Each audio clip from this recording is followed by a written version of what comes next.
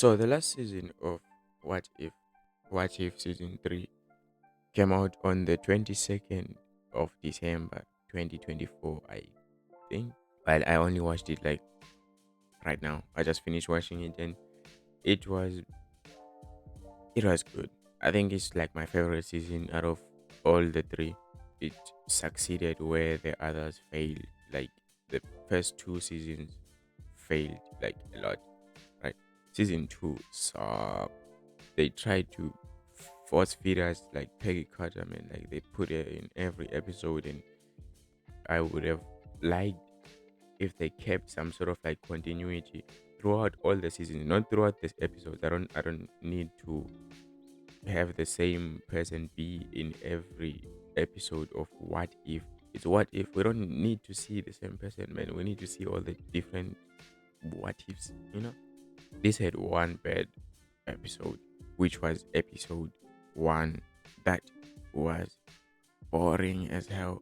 The delivery was so corny, man. I didn't leave that episode hoping for more of like Sam Wilson as Captain America, man. Like that was so corny, man. I don't know why. Like everyone in that episode was just ugh, you know. They didn't deliver their lines well. They didn't. It was so corny, man. The jokes were so corny. I don't have anything good to say about the first episode. Like it was corny as hell. So this season really focused on friendship and relationships and stuff. So when I was watching all the episodes, I realized that like they were like duos, and most of them, their chemistry was really good. If chemistry was the driving thing in the series or in the episode, like if chemistry was the number one thing, they did that well. The first episode was just S, man. It was dookie, dog water, every other word you can use. I would give that season an 8 out of 10 if it wasn't for that first episode. Dookie. That guy who plays Red Guardian is the best. I now like Red Guardian is one of my favorite characters in all of Marvel. This guy is so funny, man. Like he's so funny. Like I cannot wait to watch Thunderbolts. Not because of episode one, no, it's because he appears again in the third episode, and that sold me on Thunderbolts. I was already sold, but that sold me more. Now I'm going to watch it. The second episode, to me, was supposed to be the first one because it had like everything that I needed from the series, and everything that I needed from What If as a whole. It was goofy and serious at the same time. Like you could see it. This is like a What If story. Like they clearly had fun making this episode. The dynamic between Agatha and Kingo was so good, man. The actors in this had so much chemistry off the screen, man. I could feel it through the screen. Like it was so good. I have nothing to complain about. This was a perfect episode to me. It should have been first. The first one should have been scrapped. But anyways, the second episode was good. I'm one of the few people who actually liked Eternals. I enjoyed it before I went on the internet and saw people tearing it apart and stuff and like saying nah, it's not good. I liked it. I enjoyed it. I also liked Agatha All Along that came out during Halloween season or something like that. I liked that one as well. The mixture, like you wouldn't think it would work because they're so different and stuff, but it worked. The chemistry, the dynamic, everything, like they gelled so well, and you love to see it, man. You love to see it. It should have started the season, like easy.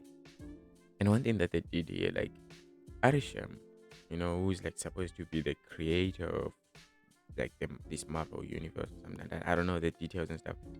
I forgot what he was exactly, but he was supposed to be some god in Eternals. He was such a loser in this. I don't know if that matters or what, but like he was such a loser, man. I looked at it and I was like, what the hell?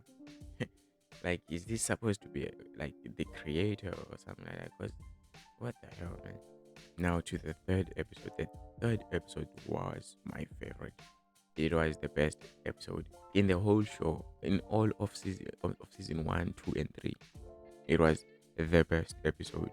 It had the best dynamic between Baki and Alexi. They had like this sibling dynamic, man, and it humanized Baki, which I thought was kind of controversial at first because I don't like to see that, like, that era of Baki as like a human. I used to see him as like a monster and like with no reason, just killing.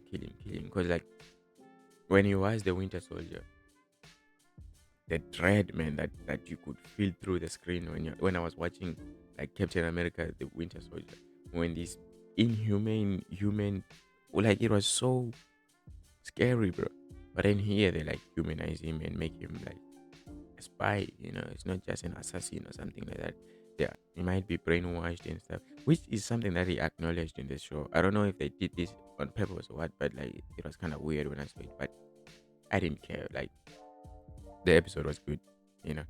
And also, again, props to Red Guardian, man. This guy is so funny. He was funny in the first episode. He's funny now. He will always be funny to me.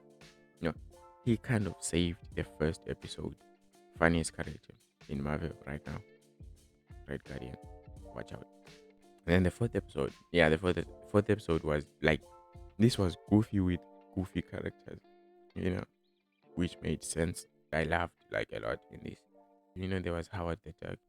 Yeah, it was good. It was really good. And then episode five was good as well. So a lot of episodes here were good except for one. The first one was shit. And then the rest of the season was awesome, man. Episode five gives us Riri Williams, aka Ironheart, and the Watcher. This was the dynamic because it fits my narrative. It was a bit serious. This is like the second half of the show where the story became about the Watcher himself, and I like that. It was serious enough. I liked everything. I liked Riri Williams more here than in Black Panther 2, which is weird. I don't know if she was voiced by the same person, but if she wasn't voiced by the same person, damn. I liked her here. I liked her voice. I like her everything. Her mesmerism, and it made me really excited about Ironheart as well. So two projects now that are coming out soon that I'm excited about. And episode six was fun. It was good. It had Shang-Chi and Kate Bishop. It wasn't like overly colorful and like, a lot of ideas and stuff. The idea was like one idea and they ran with it and I liked it. It was fine. Good blood twist and everything. I liked it. Episode 7 and 8 were great. The Watcher was the focus for the second half of the season. Not fully, but like some parts. And then the last two episodes were about the Watcher and him being kind of like prosecuted or whatever by other Watchers or something like that because he started intervening instead of just watching. Yeah, I really like the fight sequences and stuff in these like were so good. In every episode they did the fighting sequences very good. The fighting scenes were very good. And yeah, great finale. The way it ended was really good. It didn't end on like a cliffhanger or something, which is something that I really hated. This is how I would have done it. I would have like maybe season one, you start a few stories, 1 to 8 episodes of like fresh stories and then in season two you continue those stories, like saying, oh, remember this happened in season one. Okay, this is happening now, that happened. And then in season three we end it all, like all episodes each having a finale of the first season or something like that. That's how I would have done it. But it worked at the end, good concept. So my ranking for the seasons now is season 3, season 1, and season 2. Season 2 was Dookie. It was Dark Water. It was S. And then my ranking for the episodes is episode 3, episode 6, episode 2, episode 4, episode 5, and then episode 1. I've been your boy Teo, and these were my opinions. What are yours? Like, subscribe, and I'll see you next time. Alright.